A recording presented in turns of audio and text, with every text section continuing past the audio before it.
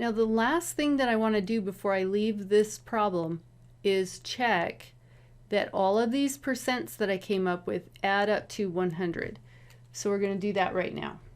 And this one adds up to exactly 100%, which is part of the reason that I wanted you to give me 2 decimal places, because you're more likely to get closer to 100%.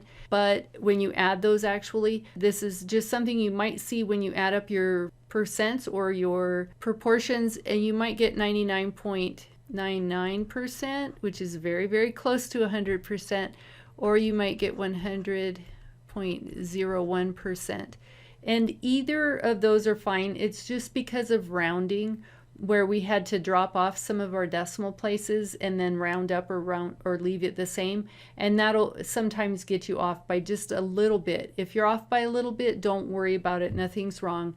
But if you're off by more, like say I got 94.3% as my total, I left off something. I need to double check my total first, and if they are all correct, then I need to come back here to my number of people, because maybe I left off someone when I calculated my percentages, and make sure first that those total 52. There's a lot of ways to double check, but you want to make sure that your numbers add up to something very, very close to 100%.